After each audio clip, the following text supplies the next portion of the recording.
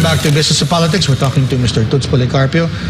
Toots, you said earlier that, okay, this is an important sector. It deserves help. Yeah. Well, you know, we have not a new government, but they've been in office for 6 months. There's, you know, we're of course starting a new year, 2023. What would you like for government to look at that would be beneficial to the book publishing sector?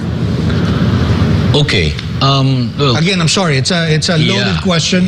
But maybe you can rifle off some of the priorities here. Okay. Off the top of my head, I can say, well, number one, the Department of Education is the single biggest customer, as it were, no?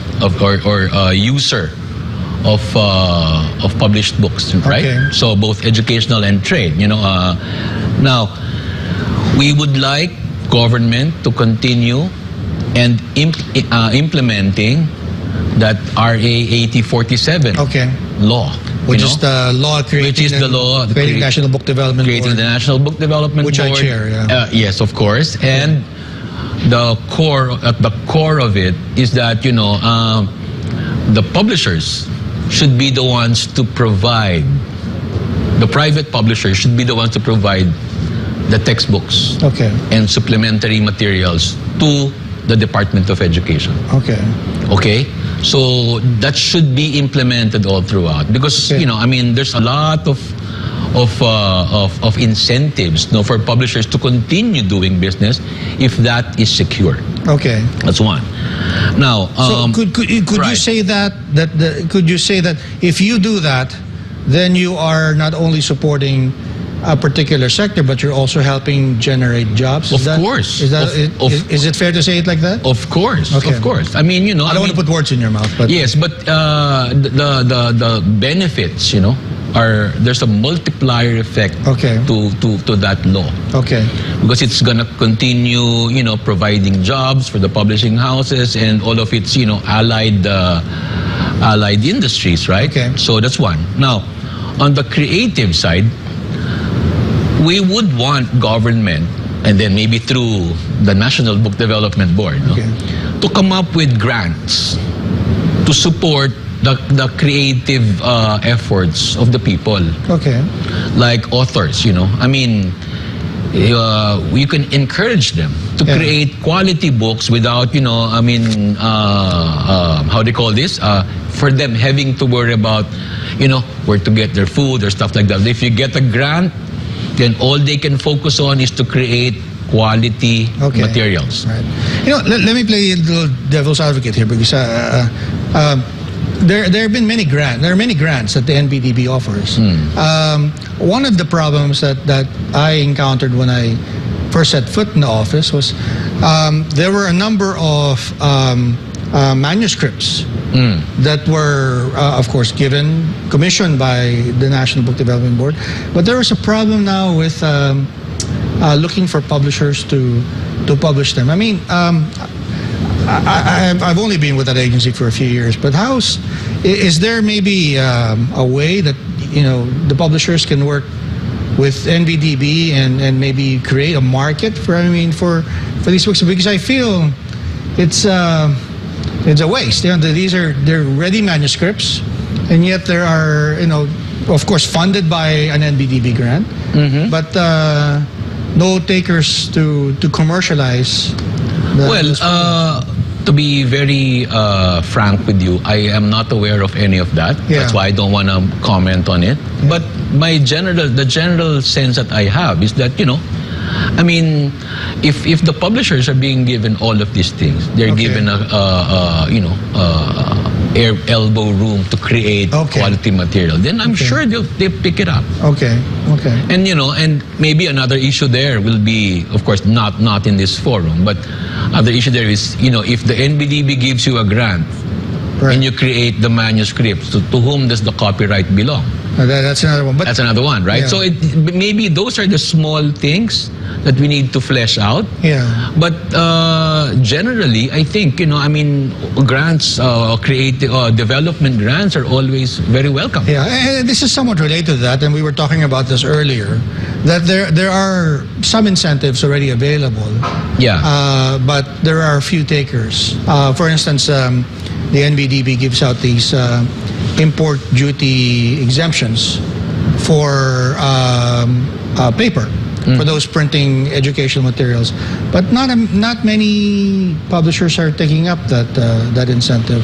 The CREATE law that was passed last year, Yeah. I think you could count with one hand the number of publishers who applied for incentives under the CREATE law.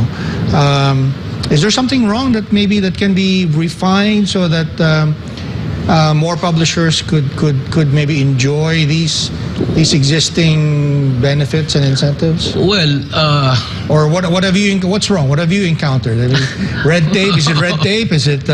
it could be Something several. else, It yeah. could be several things. Okay. You know, I mean, because it's not logical. You know, that there's an incentive and nobody avails of it, right? Yeah. So maybe what we could do is to maybe go through the details. No, Right. maybe the requirements are a little too stiff, and then maybe there's some unintended consequences Okay. for availment. No, so Okay.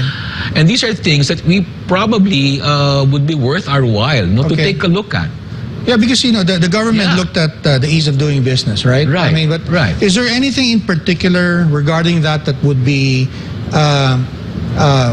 most beneficial to publishers? Is there something recurring that you've heard of a business problem that you've heard of that maybe you'd like government to look into it? Well, we haven't gone a deep dive into Okay. this particular policies, but I do agree with you. We could use more takers of those incentives. No? Right, So right. maybe what we can do is to take a closer look Right. and see. Because it defies logic. No, Yeah. if it's beneficial for them, then they should avail of it. Right. So maybe when some of them tried, and maybe they found a few things here and there, and that's what we would want to find out. So we Right, can right. tweak it. Right. We can tweak it. Right. You mentioned also the Department of Education as a important institutional buyer, the biggest customer, as you said. How about the effort to sell to local governments? Now they have the Mandanas ruling, right? I think you were saying something that there are some facilities already there, but Yeah. have you had a chance, maybe through BDAP or TUPEPA, to talk to some particular LGUs and say, look, buy more books from us instead of building that covered court or that waiting shed, right? I mean, maybe this is a better investment of your windfall. Yeah. Well, I mean, most of the structure is in place already. Okay.